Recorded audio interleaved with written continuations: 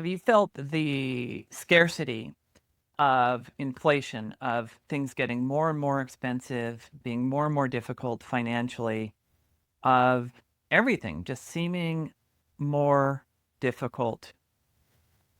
I want to present an idea that this is different than you might think, that it's not ultimately about what's going on out there, about inflation or about the government and what they're doing, or about the economy or embargoes or blockades or whatever, that is not ultimately the creator of your experience.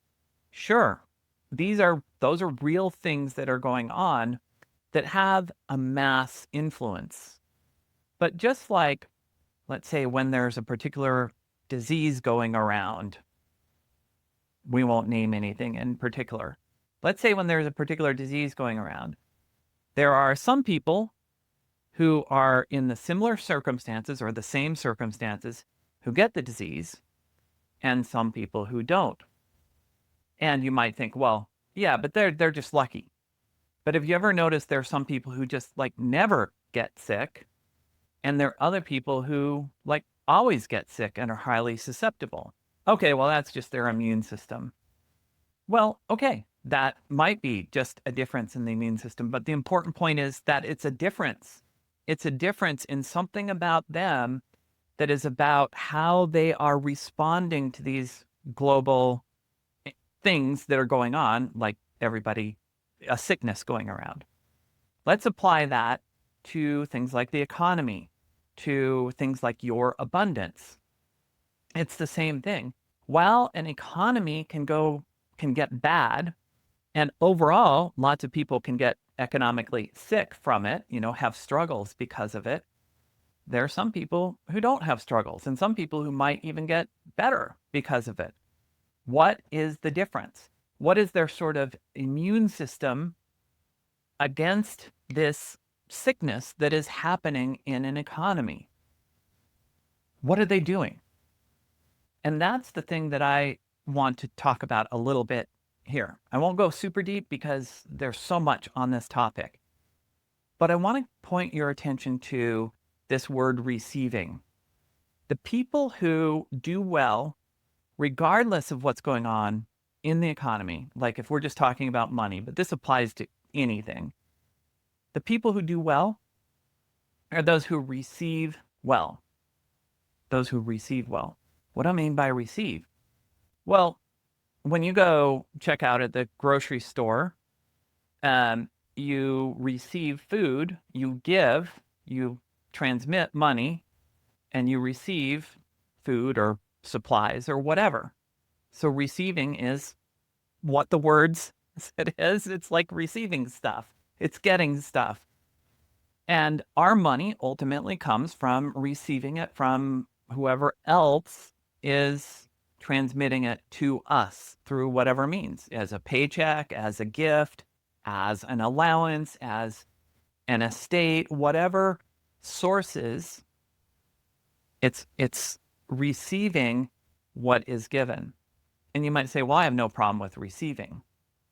And yet, in working with people as a coach, a mentor, all of that for well over a decade, one of the biggest challenges I see is people think they're good receivers, but they are horrible receivers. And if you are a horrible receiver, if your receiving apparatus is shut down, then when the economy gets bad, when things are challenging, this is working against you, and you will succumb to a bad economy or whatever it is, a layoff, problems like that. You will succumb because you have no immune system to that. And the immune system is being a better receiver. So why aren't people a better receiver? Well, the number one sort of lie, and I'll just call it a lie, that most of us have bought into is the only way we can receive is by doing something specific in exchange for what we receive. We've been all trained to think that We can only receive when we give specific things. Like, so if we receive a paycheck, we have to work hard. That's the thinking there. I think that thinking is starting to break, but that has been the traditional thing. If I'm going to receive a paycheck, I have to work hard. So we get trained, we buy into this lie that every time there's a receiving event, there has to be an equal or even bigger giving event. And that, I saw this the other day. I offered something to somebody, like, I was like thankful for something he'd done. And I said, we can do this for you. He's like, no, no, no, no, no, no. And this is so common. He, I would have happily given this other thing in exchange, but he's like, no, no, no, I don't want that. I didn't do that much, really. How often are you like that? People, especially of consciousness, who are pursuing a higher consciousness path or spiritual metaphysical path, whatever you call that path, are the worst at this. At just like actually receiving, being open to receiving. And I think one of the reasons that we're so bad at it is because we associate receiving with taking. Now, extractive taking, is a form of receiving, but it is not the only form of receiving. And when we conflate the two, extraction and taking with receiving, then we shut it all down, because then we look at people who maybe are very, very wealthy, starting with a B word. Some of those people might be people who are receiving a lot, but they are receiving a lot because they're very good at finding ways to game the system to extract from the system. So we look at that and say, well, I don't want to be that kind of extract asshole. I'll just use that word, asshole. Okay, so I don't want to be that person. I don't want to take and extract from squeeze every little drop that I can, add on every little extra charge or whatever it is. Like in my business, I hate doing that stuff. I mean, we have to charge to keep going. Like, and it's not cheap working with us, but at the same time, like the nickel and diming thing, I mean, I totally hate that stuff. I really do. And so I try to run away from that, but sometimes I get into this exact problem that I'm talking about, which is feeling like, well, I don't want to take from people. So then I undercharge or I don't charge. And then I and my business gets into problems, and then I can't pay my team. And if that goes on for very long, then the whole thing falls under, and then we can't help anybody. See, this doesn't make sense. It doesn't make sense to say that receiving is the same as taking. Taking is one form of receiving that a small, segment of people, maybe 20 or 30% of the population, they just would take whatever they could, no matter what, as long as they can feel like they can get away with it and nobody's watching, right? They would just take.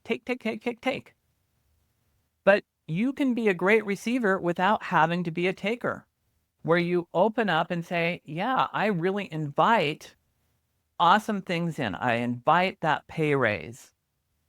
Not feeling like, oh, I don't deserve it, or I don't know if I worked hard enough, or I don't know, whatever. Like truly in your heart, inviting that in, inviting a pay raise, inviting new clients in if you're a business owner, or inviting, whatever, however things can come to you, inviting those in. I mean, I've had a relative who started deciding to, send a little bit from time to time and of money, and it was like from out of the blue, but it happened to correspond with when I really cleaned up my own receiving. It just came from out of the blue. And other things, I got a check the other day from some random refund of a medical thing from years ago, and I'm like, what? Where did this? And it wasn't a small check either. just came from out of the blue. I mean, stuff like that starts happening, but we have to open the receiving channel, because if you think about it, if we shut it down, we just reject those opportunities. The first thought I had when I received the check is like, uh-oh, maybe I should send this back, or maybe I didn't deserve this, or whatever. And then I'm like, no, shut that stuff down. It doesn't help. So I'll finish this message on really the core thing that I'm trying to convey here is, if you feel like you could use more abundance, use a better situation, don't just look at, did I work hard enough? Did I do enough stuff? Or whatever. Look at your receiving. Look at if you fundamentally feel like you deserve to receive abundance. And if you don't look in your heart and really feel like, hell yeah, I deserve it, truly deserve it, without having to go out and do lots of stuff, then that might be where the problem is. That might be where the blockage is. And that, when you fix that, to start open up to new opportunities to receive, doesn't mean you stop giving, but it just means you don't have to work so hard to give in return for what you receive. All right. I hope that helps you. It certainly has helped me. That's why I wanted to share it. So let me know your comments. Let me know your thoughts. Have you experienced this? Have you experienced a blockage in your receiving of abundance, of, whatever, in whatever way? It doesn't just have to be money. It could be in terms of the place that you want to live, or the kind of people you want to be around, or the beauty that you want to experience in the world, whatever it is, the travel that you want to experience. Have you experienced that blockage? Do you feel truly deserving of these awesome things coming into your experience without you having to work hard for it? I'd love to hear from you. All right. I'll see you later. This is Morgan, signing off.